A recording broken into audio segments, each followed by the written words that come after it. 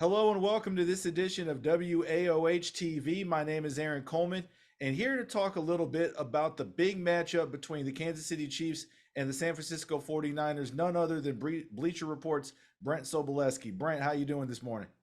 I'm doing well. As noted before we came on the air here, I'm back in Ohio after being in Alabama. 65-degree weather. Is back in a hoodie. Absolutely. Now, to talk a little bit about the big matchup between the Chiefs and 49ers, you obviously have some big storylines there. But one of the big storylines to me, not only is the chess match between Kyle Shanahan and Andy Reid, but also the matchup between the two quarterbacks, Patrick Mahomes, a future Hall of Famer, and Brock Purdy, an unsung hero drafted in the seventh round, Mr. Irrelevant. I think that a lot of the derogatory remarks made about him, his style of play, to me are unnecessary and unwarranted. Now, let's talk a little bit about number 13 and what he brings to the table for the San Francisco 49ers. No, I agree wholeheartedly, and I would go a step further and say it's unnecessarily derogatory because the whole purpose of playing the quarterback position is to orchestrate the system as it's built around you. That is literally the job title of what you're doing. Now, we have grown accustomed to and are even spoiled to a degree based on the evolution of the position, what you see with a Patrick Mahomes, what you see with a Lamar Jackson, and what you see with a Josh Allen, and how they can create outside of structure and do things with natural arm talent that your typical starting quarterbacks can't in the NFL. So that has changed the way we look at the position. It does not demean those like Brock Purdy who are excellent at executing the offense as it's designed. And it shows that when you have the right talent around you, that you can be a championship level team. And I think that's in a different way, that's almost challenging other preconceptions because what do we always say when it comes to building a football team? Quarterback first. Well, not necessarily. San Francisco wasn't a quarterback first. Yes, they went out and got Jimmy Garoppolo. Yes, they drafted Trey Lance, but Purdy was that final piece instead of the first piece. So it's really the juxtaposition between these two teams at the game's most important position. I think that makes it the most fascinating matchup overall.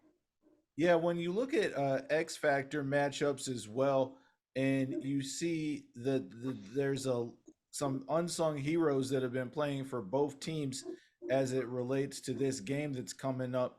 Who do you think is going to be that guy that's going to step up and provide his team a spark in this game? Because, I mean, obviously you need all 53 guys to win, but there might be that guy that kind of had a little bit of a supporting role earlier in the season, but now in the biggest game of the year, he comes through. Who do you think that's going to be for either side? Well, the name that keeps popping to me, and from a lesser known perspective, even though he's a huge free agent signing this past offseason, but I think plays into this particular matchup very well is Javon Hargrave for the San Francisco 49ers. Because what you have to take into account is the last time the Kansas City Chiefs lost when they were in this situation, it was because Patrick Mahomes faced consistent pressure from the Tampa Bay Buccaneers, right? That they were able to get him off his spot, to rattle him, to disrupt the flow of the Kansas City Chiefs offense. So if you can do that as the San Francisco 49ers with their talented front four, you have a chance to win this contest. And furthermore, I picked Hargrave specifically based on the potential weak link that exists within Kansas City's offense. Now, remember, Joe Tooney, their left guard, is their veteran leader on that offensive front, a guy that is as good as anyone at the guard position. He is unlikely to play in that game due to injury. So, what do you do as a defense? You automatically attack the weak link. You can put a Javon Hargraves, who's one of the best interior pass rushers in all of football, over that spot. You can shift and stunt the defensive line. You can move Nick Bosa around. You can reduce Chase Young down over as a three tech. These are the things you can do to attack the Kansas City Chiefs to collapse the pocket and make life uncomfortable for Patrick Mahomes. And I'm keying specifically on Hargraves because of how talented he is working along the defensive interior. In fact, up until the last 2 weeks of the regular season, when San Francisco clinched and then didn't play a lot of their guys in week 18, Hargrave and Bosa were second in the NFL among inside-outside duos with the most pressures. So that's the way that they can really make a difference from a player, maybe not as well known throughout the casual fans and those ready to watch the game. For me, a guy that I think is going to be in that role that we just described, Brent, to me for the Kansas City Chiefs is Rashee Rice. I mean, Mhm. obviously, I mean, a lot of the attention is going to be focused on Travis Kelsey for more than one reason, Mhm. obviously. I mean, when you think about not only on the field, but his very famous pop star girlfriend in the audience, or could be in the audience, we'll never know. But, anyways, I thought you were going to reference his brother in the crowd having oh, having a good old grand old time because that I'll was a say, blast. yeah, he's probably another reason why people are paying attention to the Kelsey family, besides Taylor. But anyways, I think that Rashee's gonna be one of those guys who will be the beneficiary of some targets from Patrick Mahomes because he had a solid game against Buffalo in the first round, and then he had another quality performance against the Baltimore Ravens in the AFC Championship game. I do think that the second round pick out of SMU is going to make a little bit bigger of an impact than what a lot of people think. Agreed. And Rasheed Rice has really become a valuable and reliable target within that Kansas City Chiefs offense. Now, the last 2 weeks, when Kansas City needed huge games, obviously you have Mahomes reverting to what he's most comfortable with, and that's throwing to Travis Kelsey, right? Travis Kelsey, another future Hall of Famer, arguably the greatest receiving tight of all time. All time. Notice I said receiving. I didn't say outright just tight end of all time. I think there's a strong case there for Gronkowski, though that's neither here nor there. Uh huh. But with Rice, prior to those games, I believe it was 4 of the previous 5 games, he led the team in targets, not Kelsey.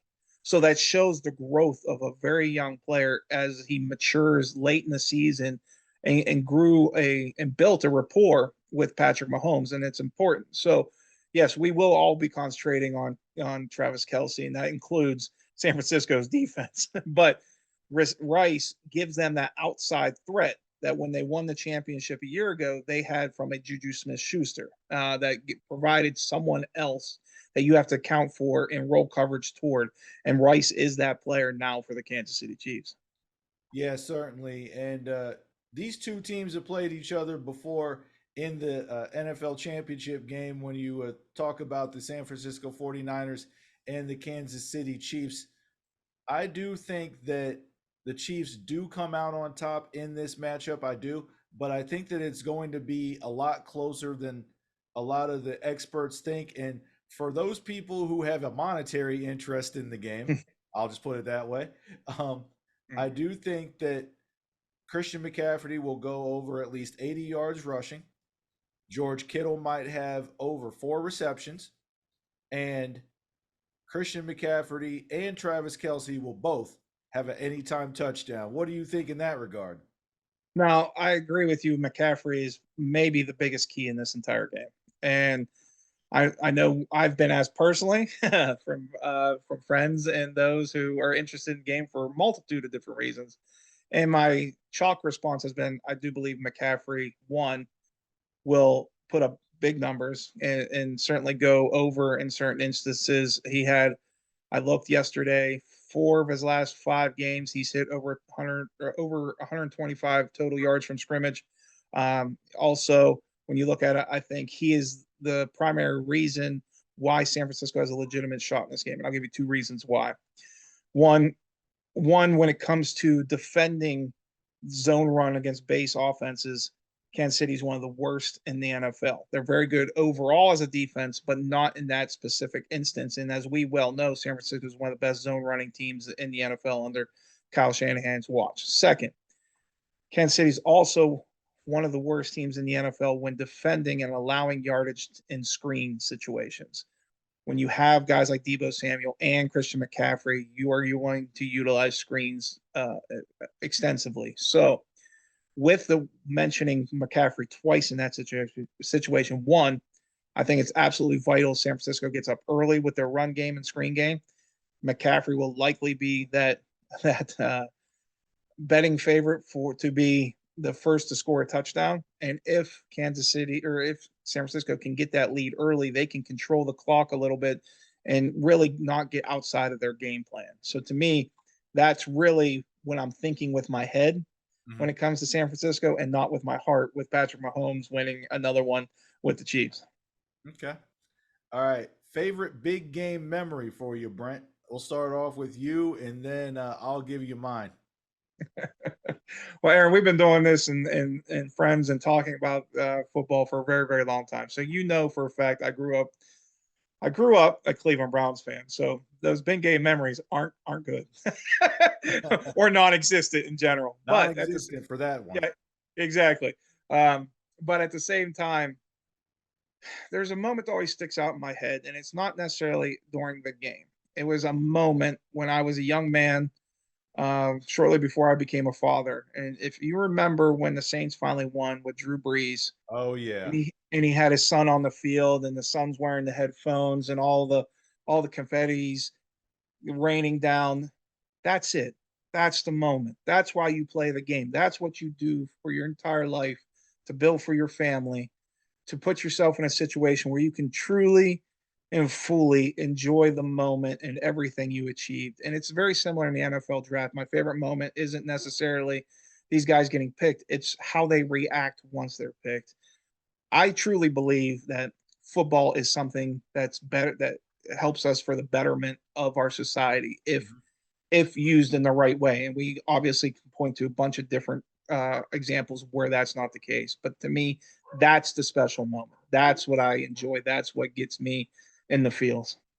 Yeah, one of the big moments for me was when the Packers played the Patriots and Northeast Ohio native, Cleveland native Desmond Howard ran the punt back for the Mhm. touchdown, and he was named MVP of that game.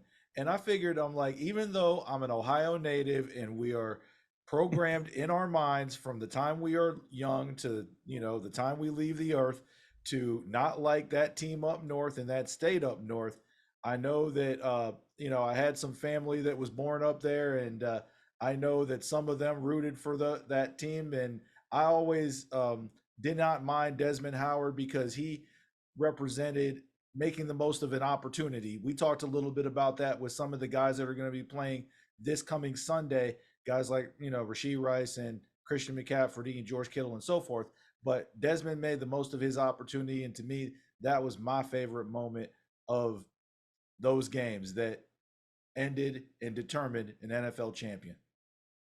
It's a really good choice. And there's just so many of them, just grand moments that we've all seen that we've got to enjoy. And that's what makes this the biggest stage in our country each and every year. It's awesome to see.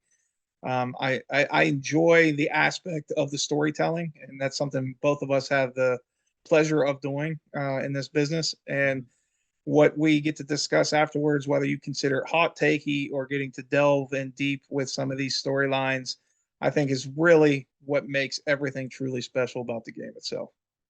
Brent Sobleski of the Bleacher Report joining us here on WAOH TV to talk about the big game, the matchup between the San Francisco 49ers and Kansas City Chiefs Sunday at 6:30 p.m. on CBS. Brent, thank you so much for joining us here this morning to break it down, and we'll talk to you again soon. Thanks for having me as always, Aaron. We'll talk soon.